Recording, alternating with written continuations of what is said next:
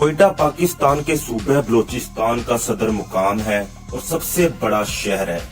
कोयटा का नाम एक पश्तो लफ्ज से निकला है जिसके लघवी मायनी कला के हैं। कोयटा शहर सतह समंदर से तकरीबन 1700 मीटर से 1900 मीटर की बुलंदी पर वाक़ है और अपने बेहतरीन मेयार के फलों की पैदावार के लिए मशहूर है।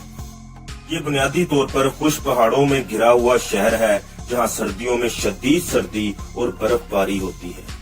अगर कोयटा की तारीख के बारे में बात की जाए तो कोयटा, जिसका पुराना नाम शालकोट था, एक पुराना शहर है। इसका मौजूदा नाम कोयटा है। ख्याल है कि ये नाम किसी कला की वजह से नहीं बल्कि इस वजह से पड़ा कि कोयटा चारों तरफ से पहाड़ों से घिरा हुआ शहर है, जिससे वो एक कुदरती कला का मंजर पेश करता है।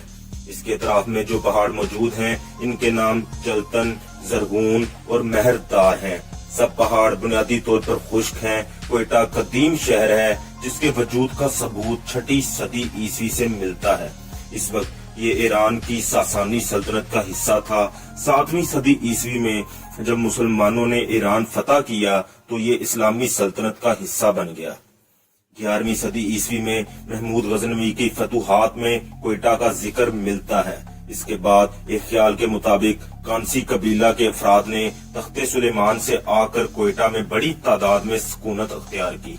1543 ईस्वी में मुगल शहनशाह हुमायूं जब शेर शाह सूरी से शिकस्त खाकर ईरान की तरफ फरार हो रहा था तो यहाँ कुछ अरसा क्याम किया था और जाते हुए अपने बेटे अकबर को यहीं छोड़ गया, जो 2 साल तक यहीं रहा। 1556 ईस्वी तक कोयटा मुगल सल्तनत का हिस्सा रहा, जिसके बाद ईरानी सल्तनत का हिस्सा बना। 1595 ईस्वी में दोबारा शहनशाह अकबर ने कोयटा को अपनी सल्तनत का हिस्सा बना लिया। 1730 ईस्वी के बाद ये रियासत कलात में शामिल रहा। 1828 ईस्वी में एक यूरोपीय मुसाफिर के मुताबिक कोयटा के इर्द गिर्द मिट्टी की एक बड़ी दीवार थी जिसने इसे एक कला की शक्ल दे दी थी और इसमें तकरीबन 300 घर आबाद थे। 1828 ईस्वी और इसके बाद कोयटा का जायजा लेने के लिए कई अंग्रेज मुसाफिर कोयटा आए, जिनका मकसद अंग्रेजों को मालूमात फराहम करना था। 1839 ईस्वी की पहली बरतानवी व अफगान जंग के दौरान अंग्रेजों ने कोयटा पर कब्जा कर लिया। 1876 ईस्वी में इसे बाकायदा तौर पर बरतानवी सल्तनत में शामिल कर लिया गया और रॉबर्ट ग्रूव संडीमन को यहाँ का नुमाइंदा सियासी यानी पॉलिटिकल एजेंट मुकर्रर कर दिया गया। इस दौरान बलोच कबाइल के अफराद बड़ी तादाद में कोयटा में आबाद हुए।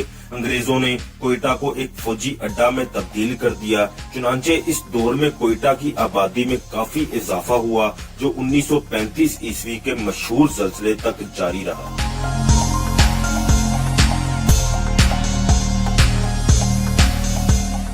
31 मई 1935 ईस्वी को कोयटा में एक बड़ा ज़लज़ला आया जिसने पूरे शहर को आनन फानन मिट्टी के ढेर में तब्दील कर दिया और एक अंदाजे के मुताबिक 40,000 अफराद चंद घंटों में लुकमाए अजल बन गए। इस क़यामत खेज ज़लज़ला ने कोयटा को बिल्कुल तबाह करके रख दिया और शहर में कोई इमारत ना छोड़ी। ये ज़लज़ला रेक्टर स्केल के मुताबिक 7.1 की शिद्दत का था। इसका शुमार जनूबी एशिया की तारीख के 4 बड़े तरीन ज़लज़लों में किया जाता है, जिसके बगैर कोयटा की तारीख नामुकम्मल है। इस ज़लज़ला के बाद कोयटा की तामीरें नौ हुई, मगर तमाम इमारत यक मंजिला थीं। इसके अलावा बरतानवी लोगों ने चूंकि अपने फौजी अड्डे अफगानिस्तान की सरहद के साथ बना लिए थे, इसलिए इन्होंने कोयटा की तामीर नौ में कोई दिलचस्पी न ली। लेकिन कोयटा चूंकि अफगानिस्तान और ईरान के तजारती रास्ते पर था, इसलिए आहिस्ता आहिस्ता इसने अपनी हैसियत दोबारा मुस्तहकम कर ली। इसकी तजारत अफगानिस्तान के साथ चमन के रास्ते और ईरान के साथ नौशकी, दालबंदीन और तिफ्तान के रास्ते दोबारा शुरू हो गई।